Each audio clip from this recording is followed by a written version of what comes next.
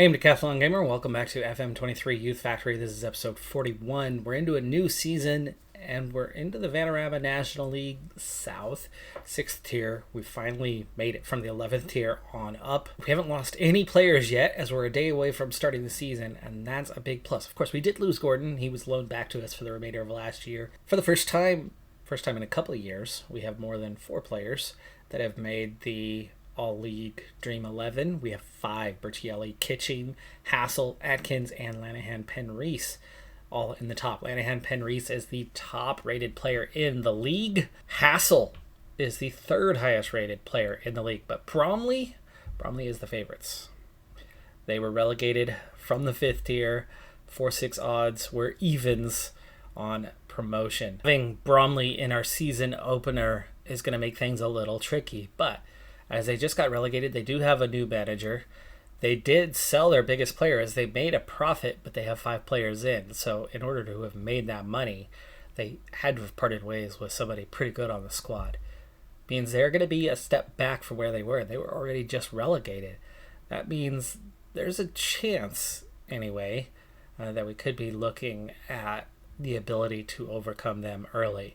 But definitely the top teams that are providing a challenge: Bromley, Chelmsford, Torquay, Dover, Yeovil, Gloucester, and Weymouth to an extent, maybe Lewes to an extent. But that's about it. It does fall off after that. We are heavy favorites over quite a few teams. As long as we hang on to these guys before the transfer deadline, I think we've got a great chance of winning the league. If we do lose a couple players, looks like we might be, just competing for a promotion playoff.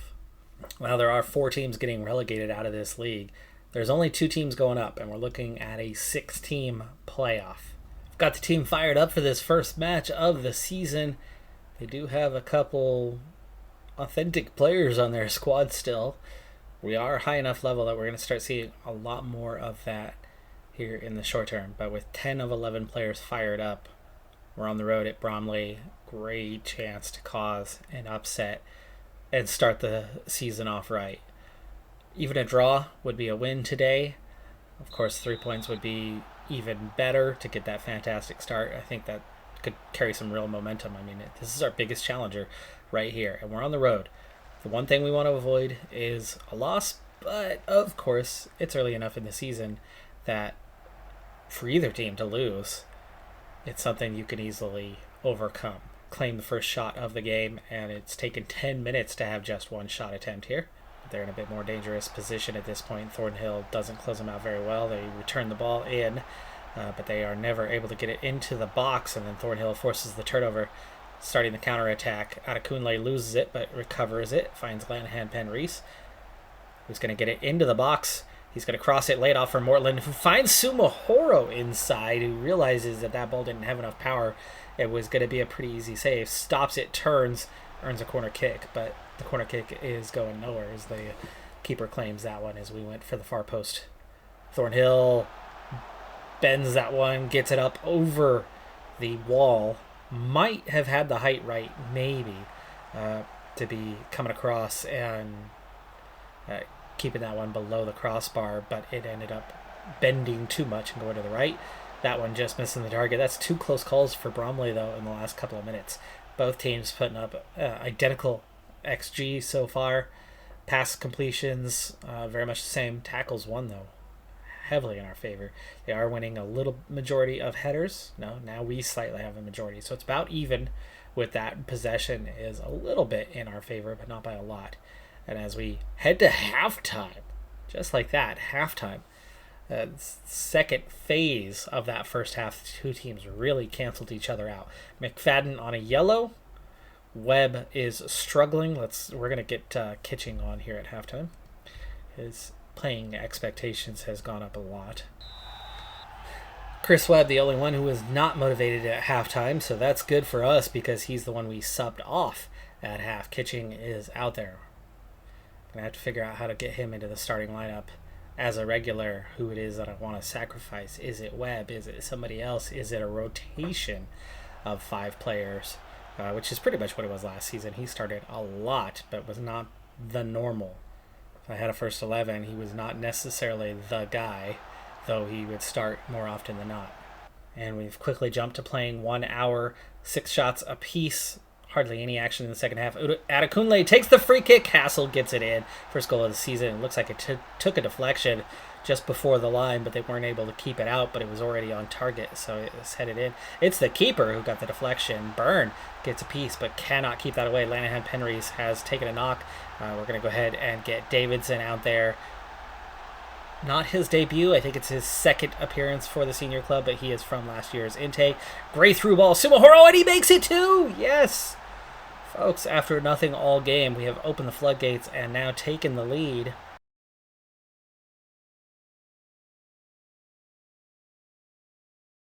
With just 2 shots on target, we have 2 goals. We haven't been able to get it on target very often, but when we have, it's been beautiful, and it has been in the back of the net. Shouldn't be a chance here. And it's not. Bertielli. Long ball, though, which is definitely not the game plan. And they chip Bertielli. Offside, though. Offside. How far off was he? Well offside. We nearly played him on, though. By the way, we finally have numbers. We finally have numbers assigned to players for the first time in this series. It's not just an automatic who's your 1 through 11 every time you go to step on the pitch, changing every day. Now, they actually have their own assigned numbers. Bergielli, of course, getting the number 1. Kitching wanted 15. That made that easier because I wasn't sure what to do number-wise there. Webb was given number 5. And we are 80th minute. Let's start the time wasting and the play for set pieces. And we'll look to use sub. We can still sub 2 more times. But what do we have for options with that? Not much. Heading to stoppage time. That one takes a deflection, but Bertielli grabs it before it goes out. Hassel's long ball goes to no one. Folks, it looks like we've done it. Time is already up, but no whistle yet. Cleared away. Sumahoro retreats, recovers. And there it is. Big 3 points to start the season. We already have a 3-point advantage over our biggest rivals in the opener on the road. Game was just about even. Very balanced between the two. But we already know for a fact that as the season progresses, we're going to get better and better. Now the only key is, because for now we have not lost any players, that transfer window in the leagues above remains open. For now. Do we hang on to everyone or not? If we do hang on to everyone, we've got to be favorites to win the league now, right? We've already taken the 3 points from Bromley on the road. Close contest, but as the season goes on, we're just going to get better and better and should be able to beat them easily at home in the second half. And you would hope, over most of the teams this season, we could be back to having a pretty strong performance. But if we lose some players, depends on how many we lose. 1, no problem. 2, yeah. 3 or more, we're going to be in trouble. So it really depends on that now. That's going to dictate what happens in the season going forward. Whether we are comfortable champions, first time in 2 years, or whether we're going to be in a fight with Bromley. And at least we've stolen 3 points on the road early on to get that land that first punch in the battle between the two. We are going to be without Lanahan Penrys for a couple of weeks. We do have Wilkinson backing him up, though he was just injured, though should be available for 90 for the next match, hopefully. So far, we're having a year of progress. Starting with the U18s. They've only played 3 matches, okay? It's very early. But they're mid-table. They have a win, they have a draw, and a loss.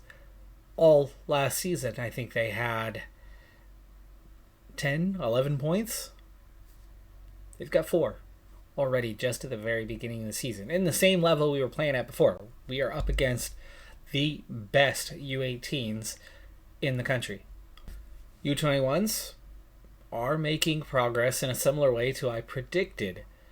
Last season they gave up nearly 3 goals a game worse than what they scored and didn't get a single point all season long.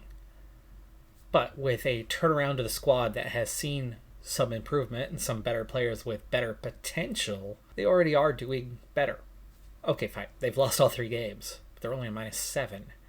Comparatively, we're talking about 2 goals, or 2 1/3 goals a game negative, instead of 3 goals a game negative. I mean, a full goal per match, small sample, but a full goal per match, or just about a goal per match better, is absolutely, without a doubt, a step in the right direction. And look at the U21s that we're playing in. I mean, there's a couple championship sides, but it's almost entirely Premier League sides. But as for the senior team, we've played 3 more games. We've won 2 of them. We've drawn once. Gosport was on the road. We dominated the game, just couldn't get a winner. In terms of XG, we should have. It should have been about a 1-0 victory, but otherwise we've been 2-0 in every game. We have not given up a goal in the league yet, so our defense has been very solid. We're averaging about 1,600 fans. That's one thing to keep an eye on, obviously, is the travel it's an hour this year. It's pretty bad. And for the moment, there's nothing happening stadium-wise. I cannot ask, I cannot request to expand the stadium. There was mention that the board was thinking about it. I think we are in some sort of planning phase right now. I'm just not getting a notice regarding it yet. Let's hope we get one soon, because we are going to need that if we're going to make some progress. Now, with 3 wins and a draw through 4 matches played, you think that would be pretty good. It is pretty good, but there's 5 teams with that same pretty good 3 wins and a draw for 5 separate teams in the league right now, Gosport being one of them. We also have 12 teams with 7 points already on the season. There's really only a few teams struggling at the bottom. Interesting start. It's early. The league will stretch, it will expand, and I think we're looking pretty good early on. Playing 2 matches in just 3 days. We had a busy weekend here. I have done a little bit of squad rotation to give a couple guys rest. Lanahan Penreese coming back from his injury, cleared to play 75. And we've beaten one of the best teams in the league on the road. 2/3 possession, 17-8 on the shots, 3-0 on the scoreline. 2 goals inside the first 5 minutes before an own goal sealed it a bit later in the second half. Now moves us to the top of the standings with 3 teams up there. Goal differential now just slightly favoring us. Good position to be. But the biggest thing for me right now is the fact that it's about to be the 29th of August. Transfer window closes 1st of September at 11 p.m. Just a few days left to go. And at the moment, we're not getting any offers whatsoever for any players. We're entering the final 2 days here of the transfer window. So far, no offers at all, unless we got something overnight from Wednesday into Thursday here. But with the transfer window slamming shut Friday evening, things are looking great right now. This is an ideal scenario. This turning professional, getting these multi-year contracts, making a huge difference for us. I do still have a few players, though, that wanted to leave and are upset about not getting the chance to leave and are trying to run down their contracts. So there's a little bit of mixed bag when it comes to the emotions. But overall, it's healthy, it's good, and that's part of the reason why we've had a strong start to the season. As we enter Friday, it's 8 a.m. Now, we are not taking part in the transfer window as there's nothing to take part in. It's the Football League that has that transfer window that's slamming shut, obviously not for us, and none of that is transfer news. 3-way tie at the top of our first ever chance at awards. Awards are now going to be a thing now that we've entered the National League South. On our first try, we nearly took.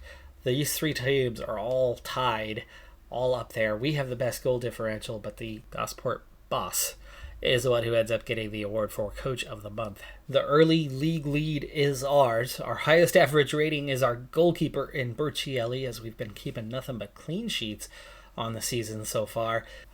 Okay, well, it's Saturday, September 2nd. We have survived. No players have been lost during the transfer window this season, at least not during the summer transfer window. That's huge news. We already are top of the standings. However, of course, it's still close. There's only 4 points separating us and Gloucester in 9th. So there's every opportunity for things to go poorly. It's way too early to be convinced that we've won the league. But we have the team capable of it this year. And we are going to continue to grow and develop as the season goes on and get better and better. January could be a tricky time for us, but I think we should be able to cruise all the way to January if we can stay healthy for the most part. But we have depth that a lot of teams don't have. Bromley has had a poor start to their season. We only see them down in 10th place with 8 points, and they're the favorites. They've got the quality, but they've got a new manager. They've got players that are coming off a relegation season, and sometimes it takes a little bit of a gut punch the right way to get your season started when you're coming off of a bad year like that. We, on the other hand, are a team that just promoted, and so we already had momentum, and we are keeping that momentum right on into the 6th tier. So other than navigating the months of September, October, November, and December, which is quite a window there should be a lot of games during that stretch, and of course FA Cup, FA Trophy matches as well.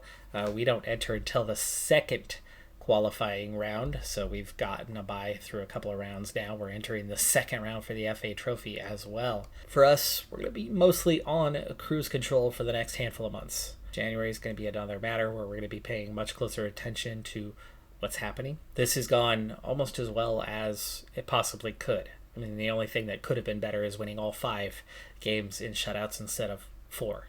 But that's going to do it for this episode. I'm Decathlon Gamer. Like, comment, subscribe, and I'll see you next time. Have a good one. Be safe out there. Bye for now.